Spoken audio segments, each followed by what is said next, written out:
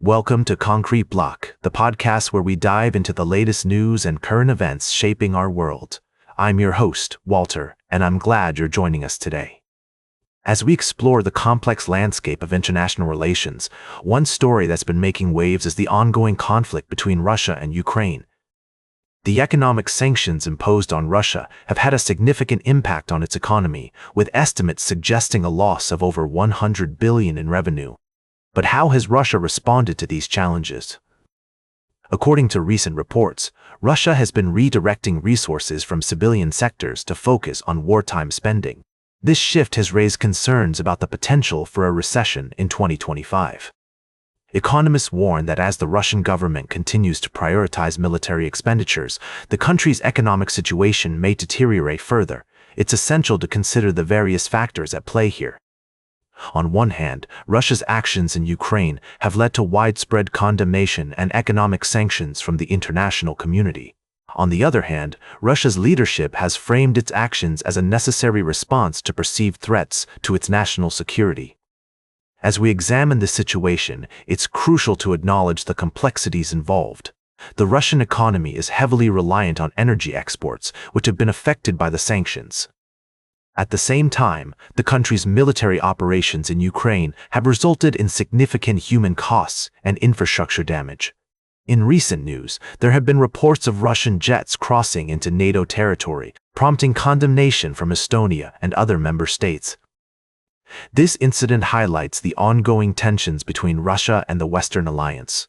To better understand the implications of these developments, we'll need to delve deeper into the economic and geopolitical factors at play.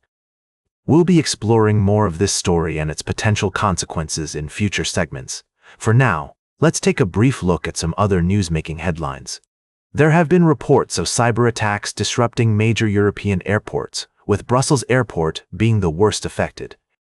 Additionally, a key oceans treaty has crossed the threshold to come into force, marking a significant milestone in international cooperation on environmental issues. We'll be right back with more of today's top news on Concrete Block. Welcome back to Concrete Block. We're glad you're still with us as we dive into the latest developments from around the world. Today, we're focusing on the escalating tensions between Russia and Ukraine, as well as the involvement of other countries in the region. As we've been following the story, Ukrainian President Volodymyr Zelensky has reported that at least 3 people have been killed and over 30 injured in a massive overnight Russian aerial attack on Ukraine. The attack targeted regions across the country, with a direct missile hit on a residential building. Ukraine's Air Force claims that Moscow launched 619 drones and missiles, while Russia's defense ministry says its strike used precision weapons to target military-industrial facilities. It's worth noting that both sides have made claims about the attacks, and it's challenging to verify the information independently. However, what is clear is that cross-border drone raids have become a significant aspect of the conflict.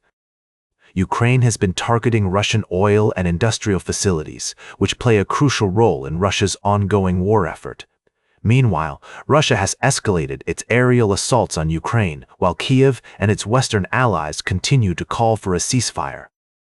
The situation is complex, with multiple countries involved and different interests at play. Estonia recently requested urgent consultations with other NATO members after Russian jets allegedly violated its airspace, which Russia denied. As the conflict continues to unfold, it's essential to consider the perspectives of all parties involved. We'll keep monitoring the situation and provide updates as more information becomes available. It's a developing story that has significant implications for global security and diplomacy. In the midst of this complex geopolitical landscape, one thing is certain: the people affected by the conflict deserve our attention and support. As we navigate the intricacies of international relations, it's crucial to prioritize humanitarian concerns and work towards finding peaceful solutions. Stay tuned for our final story of the day, right here on Concrete Block.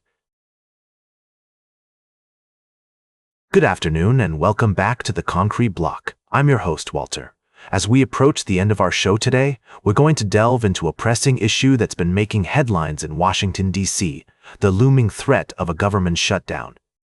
According to reports from NBC News, NPR Politics, and The Hill, Senate Minority Leader Chuck Schumer and House Democratic Leader Hakeem Jeffries have sent a letter to President Trump requesting a meeting to discuss the expiration of government funding on September 30th. This comes after the Senate rejected a 7-week continuing resolution, which has raised concerns about the possibility of a shutdown. Now, let's break it down. The Democrats are accusing Republican leaders of refusing to engage in bipartisan negotiations to keep the government open. Schumer and Jeffries argue that Republicans will bear the responsibility for another painful government shutdown if they don't come to the table. On the other hand, Senate Majority Leader Mitch McConnell's colleague, Senator John Thune, has blasted Democrats for being unserious about government funding, saying they're trying to use the situation as leverage to push through their own policies. It's worth noting that both parties seem insistent that the other will be blamed by the American public for the effects of a shutdown. House Speaker Mike Johnson has stated that he's open to meeting with top Democrats, but believes there's not much to discuss, given their stance on the short-term stopgap bill. As we analyze this situation, it's clear that the stakes are high and the clock is ticking. With just days left before the funding deadline, lawmakers must find a way to come together and reach an agreement to avoid a shutdown. We'll continue to monitor this developing story and provide updates as more information becomes available. That's all for today's Concrete Block.